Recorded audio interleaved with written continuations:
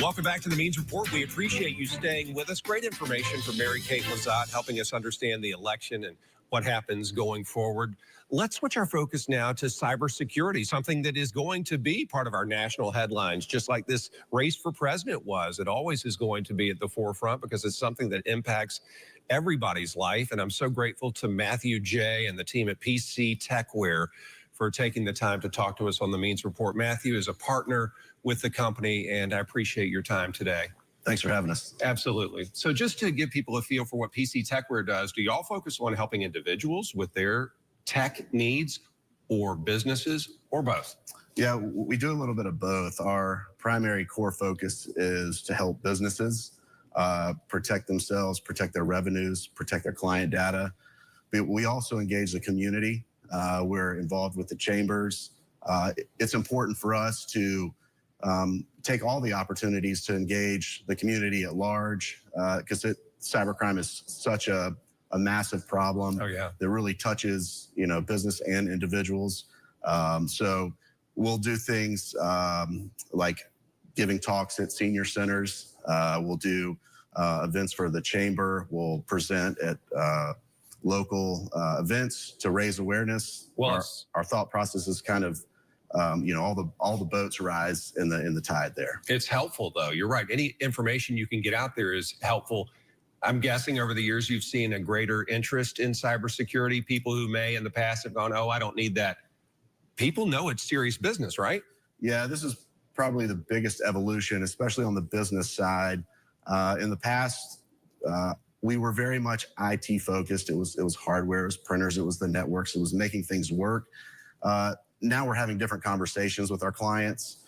This is in response to and kind of a proactive approach to the threat landscape that we see today, and the importance of keeping the company safe. Your competition years ago might have been another store similar to yours opening up down the street.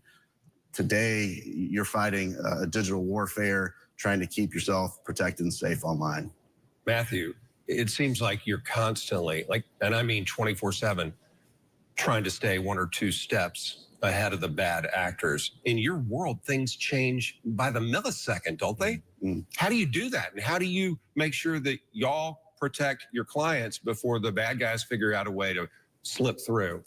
Yeah, this is a combination of two things: deploying highly sophisticated technology to stay in front of that, to do things like proactive threat hunting, but it's also about training and giving your staff or private individuals an awareness of the tactics, the things to expect when you're working that could potentially lead to an exploit that are designed to trick an individual to surrendering a credential, private information. So it's really a two-pronged approach: is deploying highly effective technology, making it as transparent as possible to the worker so they can just show up and work and not have to worry about, well, we're in Fort Knox and I've got to lock everything down. And then raising the awareness around training and kind of an old school approach to being practical when you're handling information. Should we be super leery, business owners and us workers, of emails? It seems like so much bad can come from opening or clicking on a link. Yeah, business email compromises are very popular. It's no surprise, since that's 95% of our communications that we do are in an inbox. So it's very important to stay alert. Again, have the right technology in front of the inbox so that it can prevent some of those threats from entering your mailbox in the first place. And then just having a very skeptical eye. We always tell our clients, if in doubt, delete it or forward it to us and let us take a look at it instead of taking a chance and potentially something bad happening. How'd the hurricane impact your world? I had no idea, and I know this sounds ignorant, but I had no idea how much we need internet access, email, as you mentioned, the web in general, until it was taken from us. Did that impact you and your world? And how are you working to resolve that? Probably still. Yeah, I think one of the things the hurricane did for a lot of business owners was really drive a focus on true disaster recovery plans. You know, not only do we have it for things for if we have a cyber crime and we've got to, you know, rejuvenate ourselves from that event, but also who's going to open the door if I don't show up to work? Who's going to deposit checks? So we see a lot of people refocusing on those disaster recovery plans that include things like internet. You know, I think the hurricane exposed a weakness in the infrastructure because so much of it was damaged. You know, we typically have clients that are on underground private conduit with internet, and then backup is usually, you know, a 5G cell solution. It's amazing. And a lot of this, as you mentioned, even opening a door can be controlled on your phone these days. But go ahead, I didn't mean to interrupt. So how did y'all work to help folks? Yeah, so what we saw was the primary connections went down, so everyone was jumping on 5G and hotspot, which then taxes the cell towers. So hotspots are going up and down, and it's sporadic. So one thing we did immediately, we had to kind of divert all resources installing satellite internet, something that didn't require a ride on any of that infrastructure.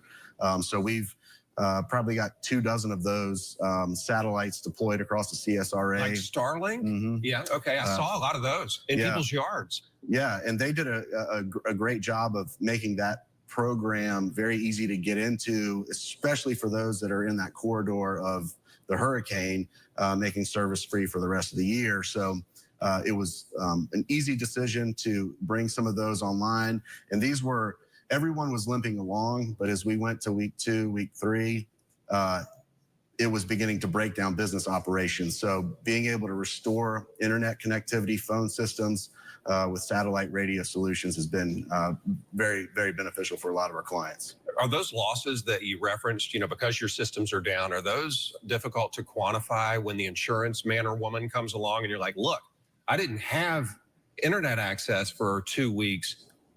Pay me this much because that is what I lost. Is that hard to do? I believe it is. This was an interesting conversation we even had at one of the chamber roundtables we were at, because they were talking about casualty loss where you know, a business building was destroyed because of the hurricane or a tree fell on it. Those are very easy to classify and quantify, but when you lose internet or phones for 2 weeks, 3 weeks, that also has a disruption. But from what we were discussing, those types of things weren't currently covered in that type of scenario. So it's put a pinch on everybody to try to scramble to figure out what to do there. I know you're going to do a North Augusta Chamber event, a power lunch in January. Part of your focus will be AI. And I wanted to make sure we didn't run out of time before I asked you about that. Is AI our friend? Should we fear it? Is it both? It's one of those new disruptive technologies. So there's an initial fear. There's some security, you know, concerns around it. But there's so much potential. And I think our biggest limitation for really leveraging AI is going to be our own imaginations and our ability to understand how to use this tool. And then we'll see some regulation come around that, because there's not much, because it's so new. We're still trying to figure out how to leverage that. We've got some cool ideas we're going to talk about at that power lunch around how small businesses and micro businesses can leverage AI to help them run their businesses, because they typically lack a board, right, or resources, and being able to consult AI, if you will, in some very specific ways could help those businesses. Probably have time for one more question. And we talked about the election in our first segment. I guess this is sort of election related. We're going through a transition now in our country on a national level. Is this a time when individuals and business owners should have a heightened awareness of cybersecurity, knowing that perhaps we're a little vulnerable and the bad guys can sneak in? Yeah, we're constantly under attack. And one of the things we try to raise awareness on is that assume they've got all of your information. And it isn't always necessarily what happens at the breach. It's how that information could be used further down the road, so that you get a random phone call in 3 months because I had your social, in a previous breach, for example. So we're seeing a lot of regulations, especially on the federal government side from FTC, the SEC, CMMC, a lot of these regulatory committees, and those are all fortifying cybersecurity controls. All right, that's good to hear. But yeah, you're right. Always be on guard.